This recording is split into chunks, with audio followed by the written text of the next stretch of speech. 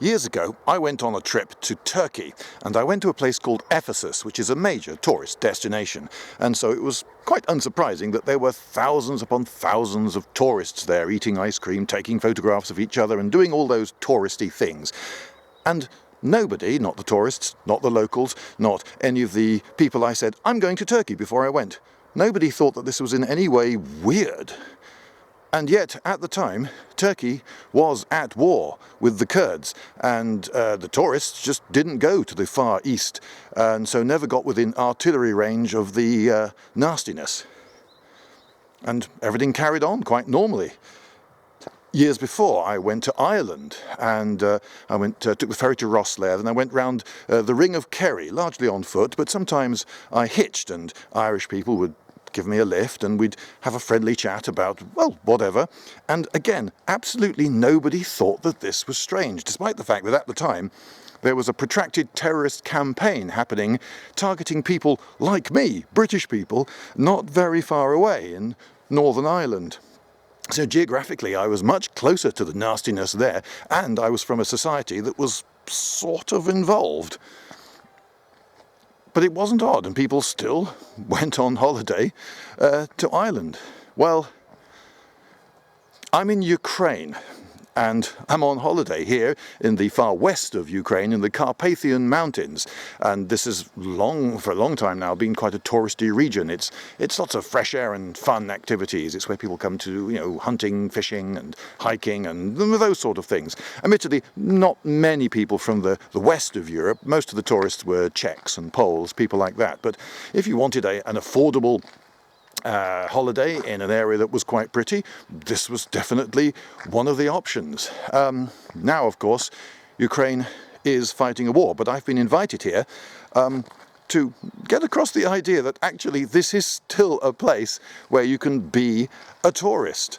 I spent a few days in Lviv, and I did not see any evidence of war damage at all as I walked round the centre for 2 entire days.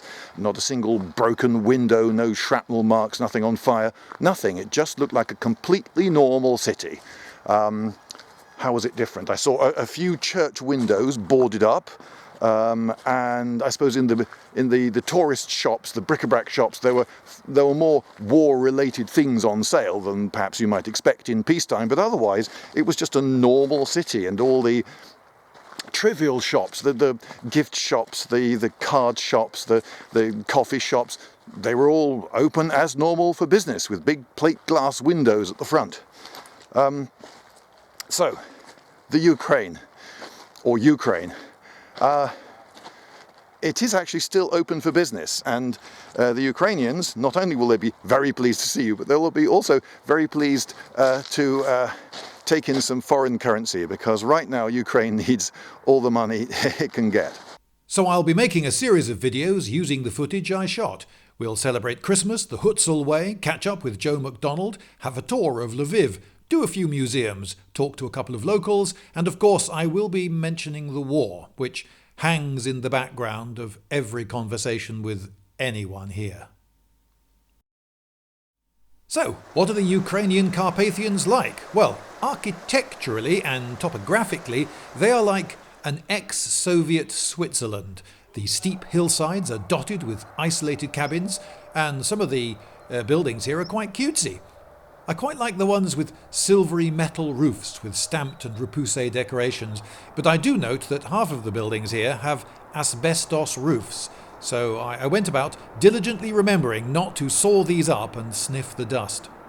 I've just got invited into a complete stranger's house for tea and cake by this rather lovely range. One thing to be seen in many a garden here is a little tower like this. Can you guess what it is? This one looks a bit like a dovecot, but it isn't. This one a bit like a beehive, but no, that's wrong too. This one could be the top of a very short lighthouse. This one has a sort of Alibaba feel to it. Could they be shrines? Well, yes they could, but no, these are not. This one has a wheel on the side of it, which is a big clue. This one is very atypical, so perhaps isn't much of a help to you. They are wells, so if the Russians hit the sewage works, the people can still drink. Yes, you see, This escalated very quickly. I've now had a few shots of this. Not entirely sure what it is, but it's very strong. I think it's 7 or 70 years old. Probably 7. Shrines they have in superabundance. I did hear a couple of men of fighting age complain that after losing a family member, a lot of families then spend a lot of money on building another one of these, when instead they could have spent the money on drones, so that another family doesn't feel the need of a shrine. This one's clearly in frequent use, judging by the used candles. The dress code is black puffer jacket. If you say to a policeman, "Yes, I saw the perpetrator, he was wearing a black puffer jacket," you are not helping. Oh look, an actual manger to go with the Christmas lights and complete the scene. Oh, I'd better be careful here. I think the teddy bears don't really help with the fierce guard dog act. Do you like bouncy bridges? Good, because the footbridges here are very, very bouncy. There are quite a lot of chained up dogs, including this one that, so far as I could tell, barked constantly dawn to dusk. Now, should you be a hobbit and planning a visit, you should be fine. Many homes have a hobbit hole like this one. They use them as giant fridges, and in them they keep their various foodstuffs, preserved in the many ways.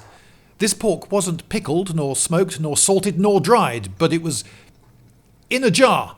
Blimey, it escalated very quickly. I've now had 3 shots of mystery firewater poured down me. Oh, here comes more.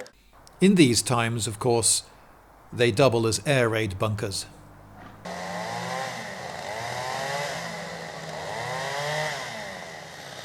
It is remarkable the amount of building work going on in the area. I've been told that it's quite difficult to find a good builder these days for understandable reasons, and yet people are still investing in holiday chalets and the like out here in the West. You do see more unfinished buildings than you might expect at other times. Their owners may have reassessed their priorities in the light of Putin's. Many of the gardens also have their own little smoking houses for preserving the, everything probably. They even smoke cheese. Now that's an old-fashioned haystack. One great thing about the Ukrainian Carpathians is that they are a long, long way outside of Russian artillery range. For now.